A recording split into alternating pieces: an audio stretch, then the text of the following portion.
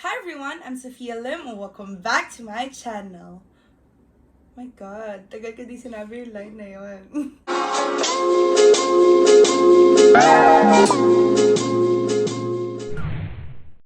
Anyway, I know I've been MIA for a couple of months, like what, 9 months, I think. And it's just because I've been like really busy with a lot of personal matters that I'm so excited to share with you all, but maybe for another video. And ayun, dami kasing nagme-message and people have been telling me, and by a lot, I mean less than 10 siguro, na namimiss na daw nila yung videos ko, especially mukbang. So, your wish is my command. And this is very exciting for me because I'm gonna be adding a new series, which is gonna be called Dip Talks. And so I'm gonna be incorporating my products from my business on my vlog. So for the first video, I'm gonna be eating, of course, the classic where it all began, the original hummus of Tea Tahini. And with that, I'm also gonna be sharing some deep topics to talk about. And based on my experience, mag-share ako sa inyo ng mga natutunan ko about that certain topic. So, deep talk gets nyo ba? Sana gets nyo. But yeah, so, huwag na natin patagalin because it's like 11 p.m. and di pa ako makain, guys. Ang dami kong ginawa today. My God, dami ko na agad chika. Anyway, so, we have here some of the usual na pinipare dito sa hummus. As you guys know naman, diba? Hummus is a chickpea dip. And it's basically just chickpea, tahini, lemon, garlic, and salt.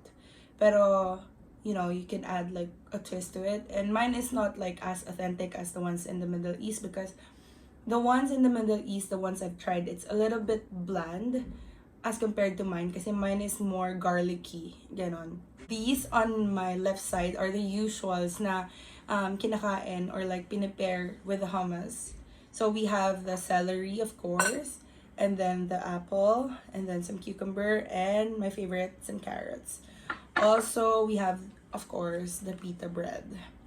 And then here naman on my right is some of the customer suggestion or like where they ate the hummus, which is kind of like weird for me, pero sige, itatry natin kasi never ko tinry. Like, lagi lang nila sinasabi na, ito masarap to, ganyan, ganyan, ganyan. So, number one, we have the V-cut, which hindi lang isa yung nagsabi sa akin. So many people have said, sobrang bagay daw yung hummus dito sa V-cut. So, we're gonna try that. Also, popcorn. As in, I have this one customer, she's also my friend. Favorite niya talaga dinidip sa popcorn yung hummus. Every time, nagme-message siya sa akin na sa popcorn niya daw dinidip or pinipare. And then the next is plain bread. Ito medyo parang hindi ko alam kung ano magiging lasa niya. And some said toast bread naman. So we'll see kung okay ba. And of course, syempre, since I am the founder of Tea Tahini, of course, papahuli ba tayo? Syempre, I made my own recipe using the hummus. So, I made some hummus pasta. So, this one, I actually posted a video of the recipe of this. So, it's basically hummus, tahini, corn, olives, crab sticks, mushroom, and pasta. Lahat na nilagay ko na na ingredients dito is all my favorite ingredients talaga. So, yeah, ito talaga, it screams PLM. Yon. And also, we have some steak, which I really love pairing with the hummus. Yon. So, yun yung some dishes na and recipes and ingredients na pwede natin i-pair with the hummus. And before I start eating, I want to share with you guys something that has helped me or is still helping me kind of. Kasi ngayong pandemic, it's really kind of hard to lose weight or maintain your weight kasi diba, you're always stuck at home and nakaka-demotivate din kasi ang sarap lang matulog ng matulog. But in my case, I've been working since I think since June last year, since the start of the lockdown, nagpapasok ako sa work. So, I'm not really always at home. So, napastop talaga ako mag-workout more kasi mas na-busy talaga. Ganon. But I would say that this product, it's called Capsinesis. It really helps with boosting your metabolism. It's made with cayenne pepper, green tea, and wild berries. So this is FDA approved, and I will link down below where you can find the product or where you can buy it. And it's really effective, lalo na when you're working out, kasi this kind of like boost yung pag-burn mo ng calories. Also, the way you drink this is after every meal, not before, okay? So after I eat this, I'm gonna drink this. So pwede mo siyang i-take 3 times a day, every after meal. And then, like before your workout, kind of. Ganon. It's also all organic, so goods talaga siya. So you guys should check this out. And yeah, I'm gonna put it down below.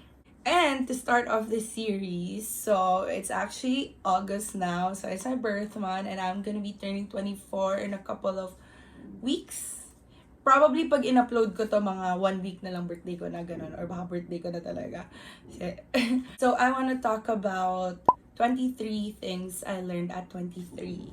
So, saktong-sakto siya kasi magto-24 na ako. So, I wanna share with you all some of the lessons I learned in my 20 years of existence. Pero kain muna ako ng slide. Saan ako mag-start? I think let's go for the apple muna. Ay, wait, open muna natin siya. Look at the packaging, guys. Sobrang cute niya. Hindi ako naging biased. Cute naman talaga, di ba? Tapos may pa-spoon pa kasi.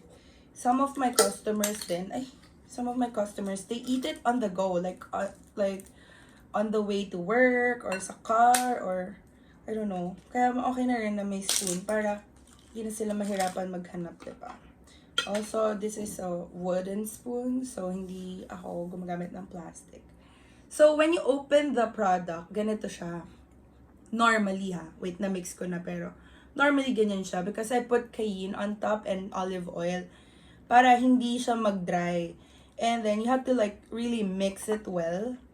Ganon. Para hanggang ilalim, umabot yung cayenne. Some of my customers who doesn't like spicy food, pinapaalis nila yung cayenne sa akin, or konti lang pinapalagay nila. Pero some, they ask me to put like extra. Yeah. So, yan. I'm gonna be using a bowl para kung di maubos.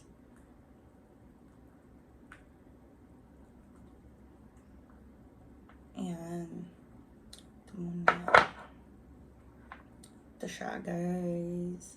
So, actually, I think I'm gonna start with the apple nga. Ang sarap niya talaga, guys. Perfect balance yung pagka-garlic and lemon niya. And you still can taste the chickpea. Tapos yung spice adds a little kick lang talaga.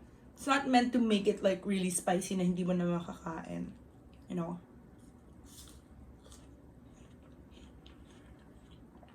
Normally kasi nilalagay nila, I think,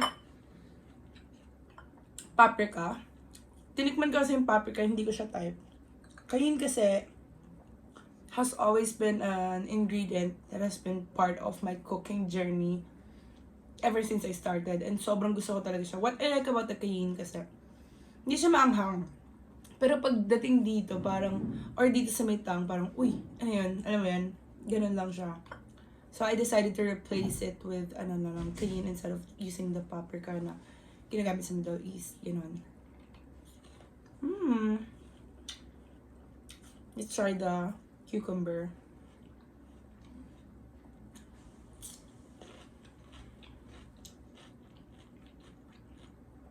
This is actually really perfect for vegan people. Keto not so much kasi chickpea has a lot of carbs. Pero ang sarap niya, like, or if hindi ka naman vegan or keto, sobrang perfect lang siya na healthy snack. And then the celery.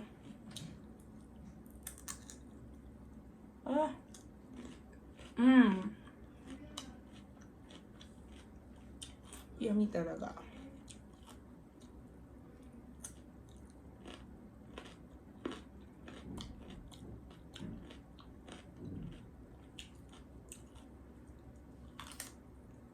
Okay. So let's start. The first lesson that I want to share with you guys is to put God first above everything else. And this is a lesson that I am still trying to learn as I grow older. Kasi growing up in a Christian family, I was always taught that God should be first at everything. And everything that you do, you have to honor God. But, syempre, as this world becomes more evil and temptations are just everywhere, and, you know, when you're young, you're like reckless and you don't really think about anything else but yourself. So, sometimes it's kind of hard to, like, really process that lesson. So yun, it's pretty self-explanatory. I'm not gonna make it longer naman. Okay, try natin tong pita bread. Obviously, the best to, syempre. So, yung pita bread, I normally like cook it in a pan. Pero ito, tinost ko lang.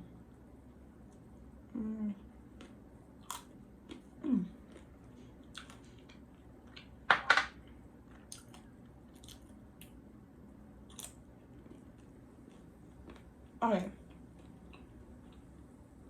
Second, travel as much as you can. Ngayon, yan yung isa sa parang biggest lesson ko with the pandemic going on. Kasi hindi ka talaga maka-travel, di ba? Even if you have the means, the time, hindi mo siya magawa ngayon. Siyempre, growing up, parang pagbata ka pa kasi hindi mo naman masyadong nakikita yung essence ng pagta-travel eh. Sabi nila, diba, experience is the best teacher. And when you experience traveling and going out to see the world, see other cultures, see other people, you would have a more deeper understanding of your surroundings and other people. You know, parang mas magkakaroon ka ng acceptance and respect to other people once you see their culture. Kaya ako, when I travel, as much as I want to like visit the touristy spots, I usually ask to see the local spots. Kasi doon mo talaga makikilala yung isang bansa or isang place eh. Instead of you spending your money on unnecessary material things, just use it to travel. Ano mo yun? Lalo na ngayon, I mean like pre-pandemic, sobrang accessible na ng travel, di ba? Ang dami mga promo like Cebu Pack, Air Asia. So, airfare is not really the issue anymore. As in, sobrang dali. Like, even my parents would tell me na dati sobrang hirap, only rich people can travel now. As low as 1 peso, you can travel na, di ba? So, take advantage of it kasi you're gonna learn a lot when you start to travel. Sarap nito guys. Guys, try nyo talaga siya iluto sa inyo kasi sobrang dali lang niya lutuin. Siguro 10 to 15 minutes, luto na to. Grabe. Walang, not even preparation. Kasi yung corn, yung olives, yung mushroom, and yung crab sticks, it's all canned and nakapack na. The pasta, it takes, 5 minutes to cook it? Tapos the whole sauce, parang, anyway, ang dali lang niya talaga.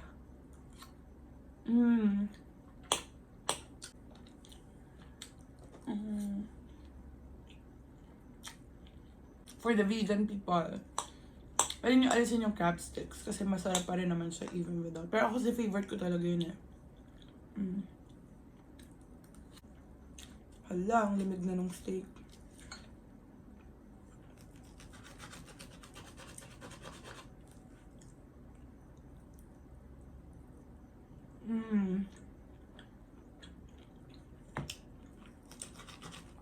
How do you like your steak, guys? Oh, medium rare talaga.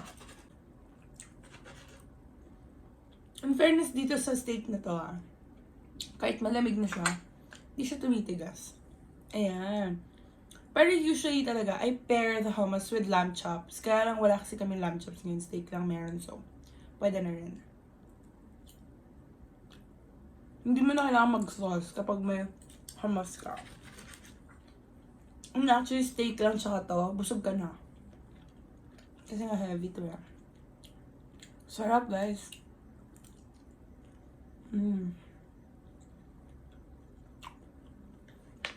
Number 3. Face your fears and take risks. Alam mo, I get like a lot of people being so comfortable staying at one place and doing the same things and having a routine. It's not bad. I have nothing against people who do that or like doing that. But every once in a while, you should change up your routine a bit. Like, you know, I'm not just talking about like experiences, Like, let's say you're scared to move out of your parents' house. Kasi di naman sa Pilipinas, di mo uso yun eh. Hanggang nga minsan nga yung iba, may asawa na andun pa rin sila sa bahay nung parents, diba? Nothing against that too, but like, once you start to become more independent, you do things alone, without the help of your parents, do it. Kasi, sobrang fulfilling yun sa'yo and very liberating and freeing. Plus, you get to learn a lot from that. Kasi syempre, you're gonna be doing everything on your own. And I get yung mga iba na mas sheltered. You're gonna be so surprised how fun it is. Obviously, it's gonna be hard at first, but once you get the hang of it. And number 4, it's okay to make mistakes. You know, no one is perfect, diba? I have Canada Dry here pala. Lately, ito yung favorite ko na drink. Ang sarap kasi ng, ginger ale.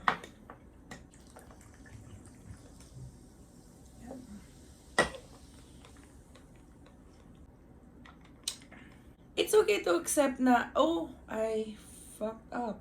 You know? Who is gonna tell you na wala ka nang pwede mangyari sa buhay mo kasi nag-fuck up ka na? Everyone makes mistakes. Diba? Which leads me to my next lesson, which is forgive yourself.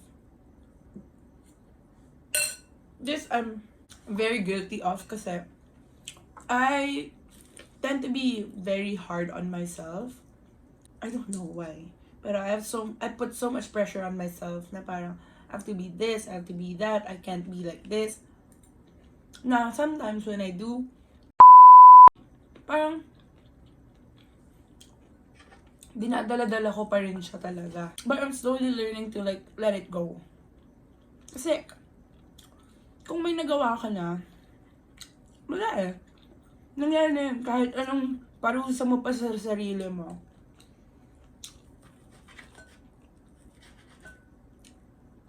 It happened already. So, the best thing you can do is improve, be better, and just forgive yourself, you know? Which leads me again to my next lesson. Don't dwell on the past. Don't worry about the future. Just focus on now. If you focus on the now, ma-realize mo na you have so much to be grateful for. Kasi, syempre, kung focus ka sa future, parang everything is just not enough in the present. And if you focus on the past, parang iisipin mo lagi na parang, I should just have done this. Maybe my present would have been better. Alam mo yun? But you take advantage of the fact that a few years back, you were wishing you were in the same situation where you are right now. Another is, stop comparing yourself to other people. Ito yung pinaka... Kasi diba, parang grass is greener syndrome siya talaga. Kung meron ka ngayon, lalo na with the social media like taking over the world, we all tend to do this. So, the best way to put it is, you should only compete or compare yourself with yourself. Diba? Let's say, I don't like my body right now. So, I'm gonna work hard to make myself better. Pero nakaganyan ka lang. Huwag ka tumingin sa ibang tao. You know, you can never win in this life if you keep comparing yourself to other people. Wait. Try na natin tong V-cut na. Kasi, nabubusog na ako, guys. Hirap talaga kumain na nagsasalita kasi basta. Okay. To my friends and customers, eto na, tatry ko na.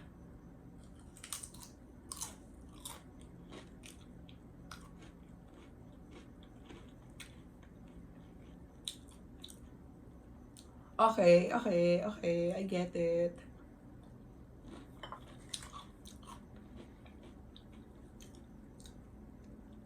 Parang nababalance out ng hummus yung pagka-salty kasi ng V-cut. And then yung spice pa ng V-cut. Swak na siya. Guys, thank you for the recommendation.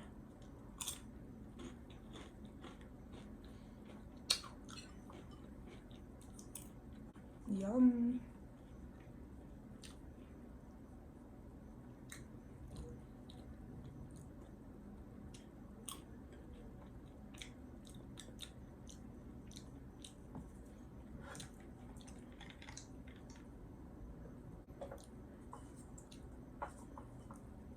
Again, di ko malasahan eh.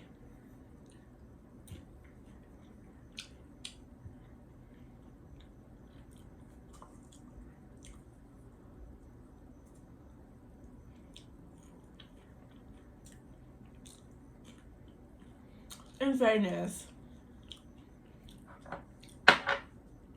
masarap nga siya. Parang hummus flavored popcorn siya. Parang nakakatamad lang daw kasi isa-isa.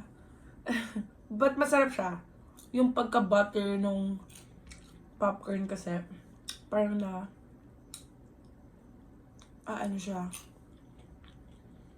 Basta ang ganda ng flavor sa bibig mo with the butter.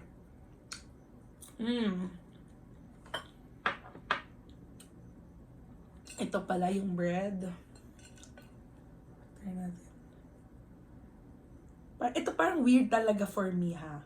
Pero, I mean, pita bread, parang baka naman same.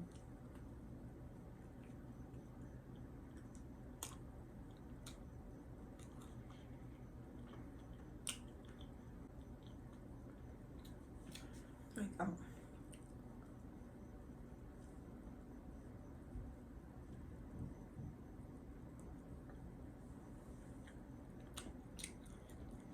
I mean, it's not bad.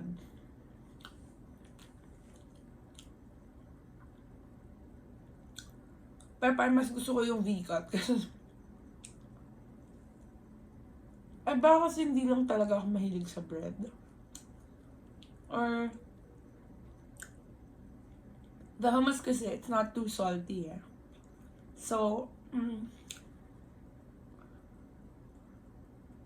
maybe. But no judgment, guys. Kung masarap para sa inyo. I mean, it's not bad. It's just, I wouldn't. Ito, try natin sa toasted bread.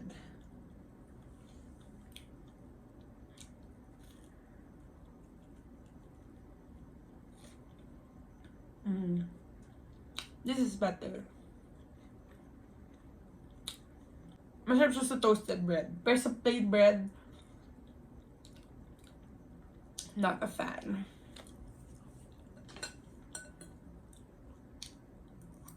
Okay, my next lesson is embrace your flaws. 'Di ba when we were younger, uso talaga sa mga school yung, 'di pang-aasar, ganon. Especially like physically or your name, your color, ganon. Which I'm glad that's slowly changing. Pero, diba? That's where we get our insecurities from. And we get so sad and hurt pag may nag-call out ng insecurities natin. Pero, if you embrace it, no one can use that against you. Don't ever give anyone the power to see your weakness. Instead, use your weakness to your advantage. Instead of thinking of it as a weakness or a bad thing about you, use that weakness as a motivation for you to get better and be better. But it starts with you. If ikaw sa sarili mo, hindi mo love yung sarili mo, hindi mo accepted yung sarili mo, no matter what people say to you, let's say they say that they love your body, they love you, they accept you for who you are, you're not gonna believe them. You're still gonna punish yourself because you're gonna think na sinasabi lang nila yun kasi friend nila ako, girlfriend nila ako, anak nila ako, di ba? So your insecurities can never be healed by someone else. Ikaw lang talaga gagawa nun sa sarili mo. Do it for yourself talaga. Like, our 20s should be spent with bettering yourselves. Also, confidence for me is power. If confident ka sa lahat ng ginagawa mo, you're gonna be unstoppable. Kahit ako, like, sometimes I would hear people say, bayan, tapang mo naman mag-sleeveless, di ka naman sexy. So, sometimes, honestly, like, I feel like when people would say stuff like that, they're just portraying their own insecurities to you, eh. Kasi they can't even wear what you're wearing and they're commenting about you. Alam mo yun? So, like, I don't get affected by that.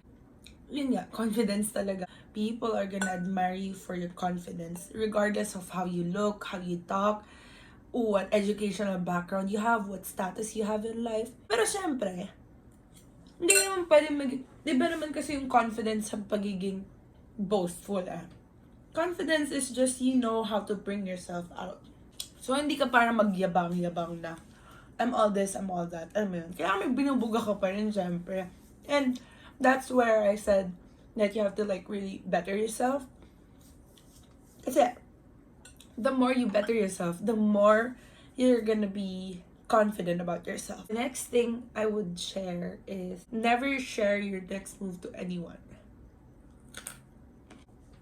Not everyone has your best interest at heart. And I strongly believe that manifestation is very powerful. So whatever you put out in the world, it's gonna happen one way or another. Parang in chess, diba? When you play chess, you don't tell your opponent what your next move is gonna be. Hindi ka naman magiging, sige, so ilalagay ko yung horse dito kasi kakainin ko yung queen mo. Hindi ka naman magiging ganun, diba? So it applies in life as well. Honestly, I think that's like the best game that anyone has ever created kasi sobrang daming lessons sa chess. But this is just one of it. So if you wanna do something in life, don't talk about it a lot. Just do it. Alam mo yun? People are gonna see it one way or another. Diba? So, might as well just finish it off first. Instead of just like talking about it a lot. Like, uy, alam mo ba, example, gusto kong mag-start ng business. Ito yung mga gusto kong gawin. Ito yung product ko and ganito, ganyan. Kakakwento mo, uunahan ka na ng ibang tao gawin yung business na yun. Kasi share mo na, pati yung recipe, pati yung peg mo and everything. Oh, and then what's gonna happen to you? Diba? Maganda yung bibiglayin mo na lang sila na nandyan na. Diba? Kasi like I said, not everyone has your best interest at heart. Some people might wish bad on you. They don't want you to succeed. Or maybe they do. They want you to succeed but not more successful than them. So, yun lang. Parang yun, up until now, ever since, hindi talaga ako nag-share ng mga plans ko. Kasi, I just don't like it. Na parang people are so invested in what I'm gonna do. I just want to focus on what I wanna do, and then let them see pagtapos na. Which leads me to my next lesson, which is to choose your friends wisely. Like I said a while ago, not everyone has your best interest at heart. When you realize that this certain person, whether it's a friend, a boyfriend, a girlfriend, a family member, is trying to pull you down or not supporting you or competing with you or just simply not genuinely happy for you and doesn't wish you the best, cut them off. Kasi if people aren't serving you well or treating you right, what's the point of making them stay in your life? Diba? Which leads me to my next lesson, which is, it's okay to cut people off. Alam mo kasi, nabasa ko lang to, pero sabi, not everyone deserves to be a part of the next chapter of your life. Once you get older, alam mo yun, you gain a lot more wisdom, and you just, may mga bagay na you strongly believe in before, and now you don't, or there are things that you don't believe in before, and now you do. So, may mga tao rin na dati sobrang aligned ng path nyo, but now they're not. And you shouldn't be apologetic or feel bad or guilty with cutting people off, because not everyone deserves to be a part of your next life.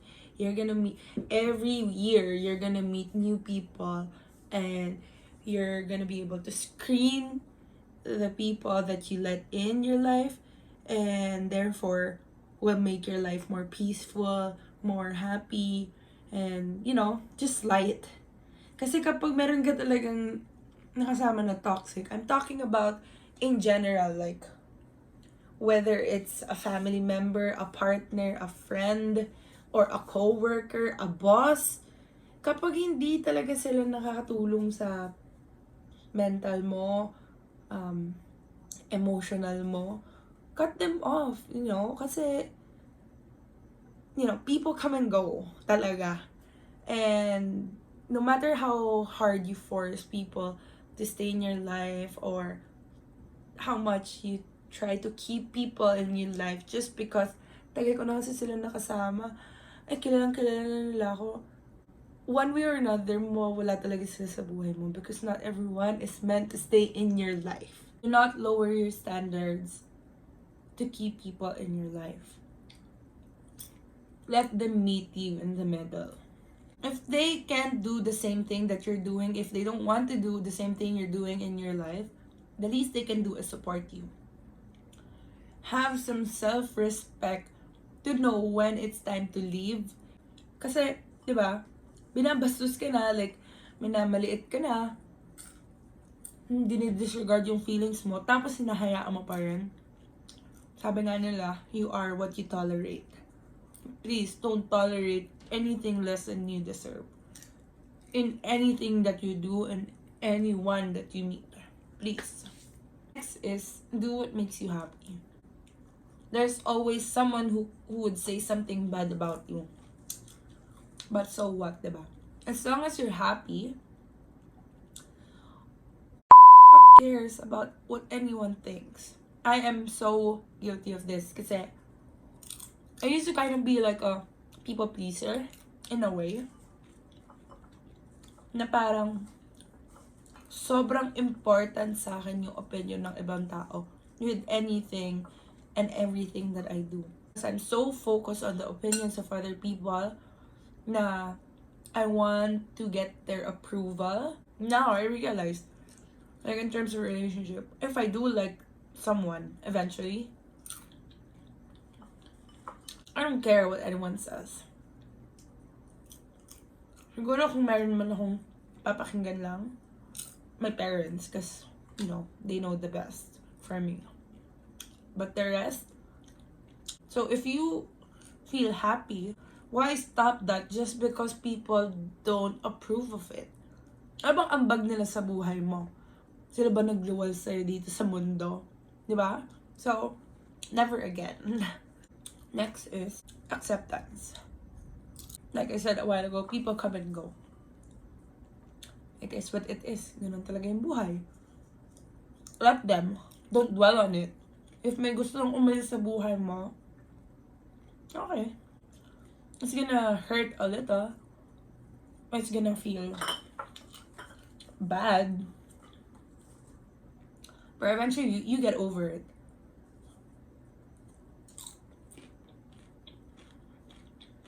You move on. Life goes on. And you forget about it. Maybe not the person. Maybe not that thing. But the pain. And really, honestly, that's what makes you stronger. Once you've been through a lot, the lessons that come with it makes you a better person. So be thankful for it. Another one that's kind of related to the first one, you can't control everything. Learn how to let go.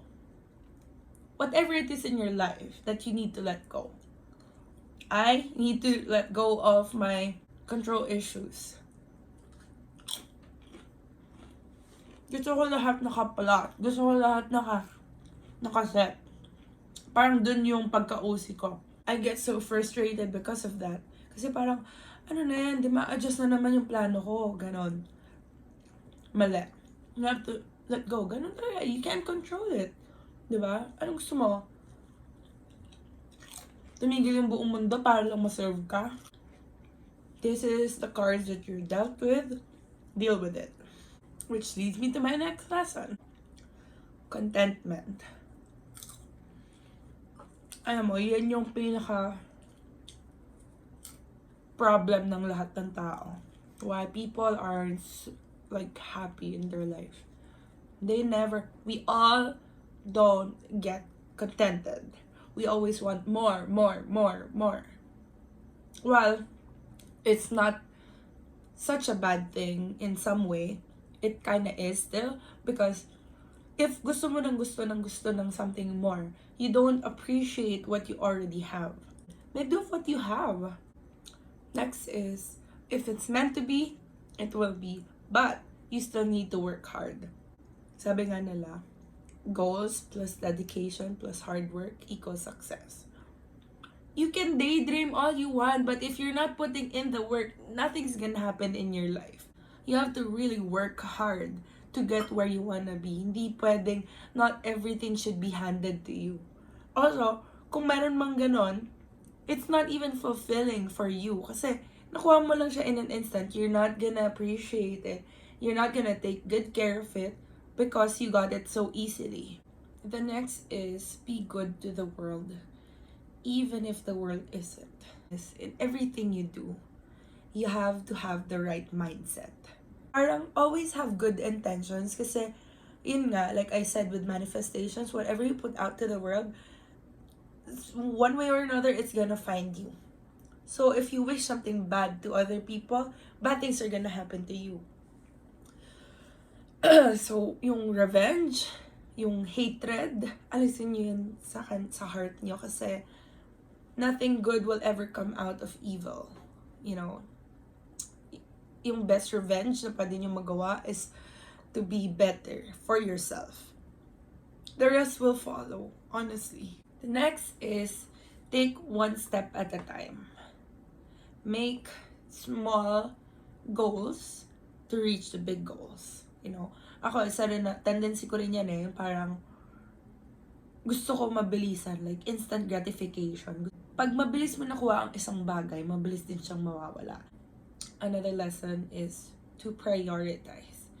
Lista mo kung ano yung top 5 na priority mo in life, and if it doesn't align to what you're doing right now, you have to reassess. What is important in your life pa talaga? If last day mo na on earth today, are you happy with what you're doing right now? If your answer is no, then reassess. And next is, change is inevitable. Change is the only thing permanent in this life. In everything, in all aspect, there's always gonna be changes. with your lifestyle, your mindset, your friends, your work, your interests, your passions. It's all gonna change. It's always changing. Even the climate changes. Diba? So, for me, parang, instead of fighting change, go with the flow of change. Sabi nga nila, diba? If you can't beat them, join them. Ganon. Like, if something happens, like, don't dwell on it. Take a moment to feel it, and then eventually toss it. Move on to the next. And the next is, have patience. Timing is everything, guys. You could start your business now, and it won't pay off until after a few years. If hindi pa siya para sa'yo, kahit anong pilit mo maging para sa'yo siya, it's not gonna happen. You have to have patience in everything. You have to be patient with yourself, with your goals, your dreams. You know, you have to be patient because, which leads me to my last lesson, God's plan is the best plan. Okay? You have to just trust God that He has a plan for your life. Because obviously, wala namang favoritism si God. Lahat tayo love ni God. So, He wants the best for us. And if we keep on undermining Him, edi hindi natin makukuha yung best. Ayun. Yun yung mga biggest lessons na natutunan ko ngayong 23. And I know a lot of the lessons that I shared with you guys are easier said than done. Kasi even me, hindi lahat ng lessons na natutunan ko na-apply ko na. I'm still slowly learning to apply it in my life. And I'm working on it. And I hope na may mga napulot naman kayo or may mga na kuha din kayo na gusto nyo i-apply sa life nyo. I'm not sharing this to just share it. I really hope that when I do put out contents like this, na may matututunan yung mga ibang tao and it's not just for entertainment, ganon. I know it's gonna be a long video again and I'm really sorry about it, but I haven't vlogged in a while, so pagbigyan nyo na ako ngayon. But yeah, yun lang naman, guys. So, I am looking forward to being 24. Like right now, I am in a place where I feel like I am so balanced. Parang sobrang, I'm just at peace right now. Like, I feel like everything is starting to fall into place. Like, the past few years have been like really crazy for me, and now everything's just unfolding amazingly talaga. And I am genuinely happy, and I can't wait for what is in store for me and the lessons I will still learn. So, you know, I'm just looking forward to everything right now, and I hope you all are too. And, you know, when things go rough, always remember that God is on your side and that there are people who truly loves you. And some people won't even tell you that they do, but they just do, you know. You just have to find the right people because, seryoso, no matter who you are, who you think you are, the right people will accept you and stay in your life. You don't have to force yourself on other people. So, thank you for watching this. I really hope you like it. And please don't forget to like, share, and subscribe. And hit that notification bell because I'm gonna be back for good. Bye!